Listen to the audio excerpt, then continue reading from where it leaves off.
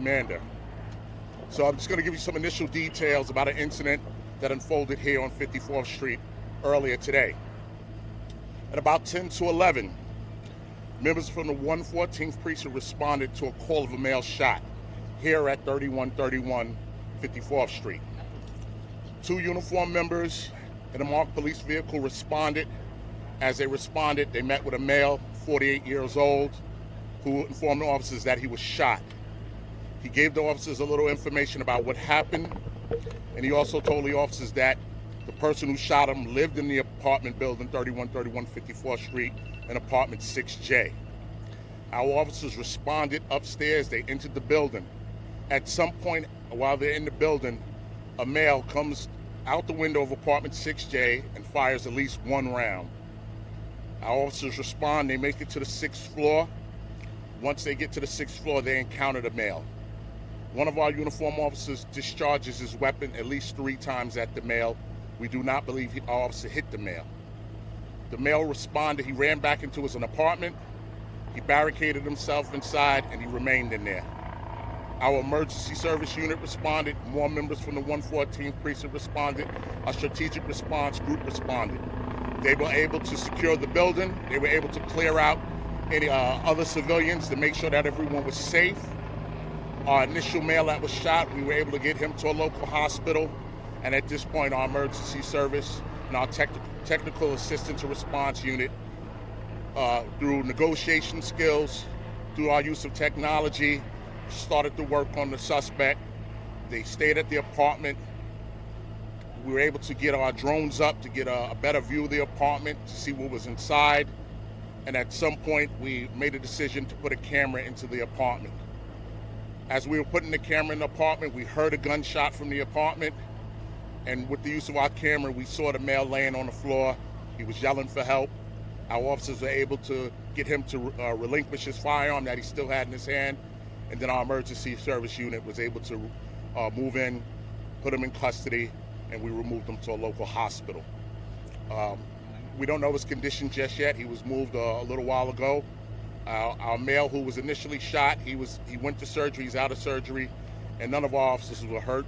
They were removed to a local hospital just for an evaluation. And that's what the information we have at this time. I'll take any questions. Miles Miller, could you tell us just about the suspect, any prior history with law enforcement, anything you were able to learn from witnesses? What I will tell you about the suspect is he is known to the department. He does have a history with the department, but this is all a part of the investigation. We'll do a more detailed look at his history, and we'll give you more information later.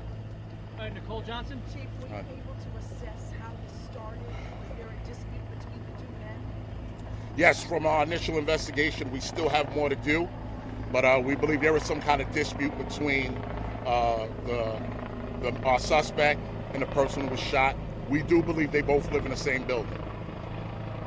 All right, New York 1.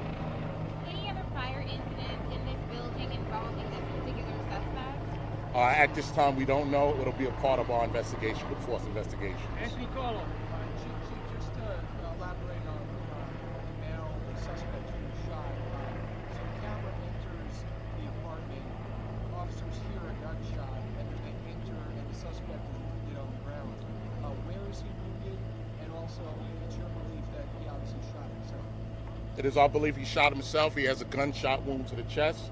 Our cameras went in first. They were able to see that he was laying on the floor. They were able to hear him calling for help, and we were able to communicate him with our technology. And then we were able to move in and safely put him under custody. Right. We got time for one more question, right here. Are you able to confirm if the man who was into the hospital, if he was the landlord, or what their relationship was? I'm sorry. That's all part of the investigation. We're still looking into exactly what their relationship is. We do believe he's a resident of the building, though. Are residents evacuated, or are they coming back? Some residents were moved out for safety. Other residents we kept inside for safety. Last question, Nicole Johnson. Chief, just talk about the situation overall. You have a man inside, someone is shot, he's barricaded himself in, there's some negotiation, some talk going, then you lose communication. Just paint a picture of the overall response and what you had here. Absolutely, and I thank you for that question. First, I want to thank the leadership here in Patrol Borough Queens North. Christine Bestedenbach, our borough commander, she got here fast. The precinct commander got here fast. They were able to move civilians out. They were able to contain this scene right away. And of course, our elite emergency service unit, once they got here, the best in the business, they were able to keep that door secure. They used ballistic shields, ballistic blankets to keep people safe. They did an incredible task. It was an incredible task for them. The location was secure. We had the person inside, and we were comfortable we had him inside.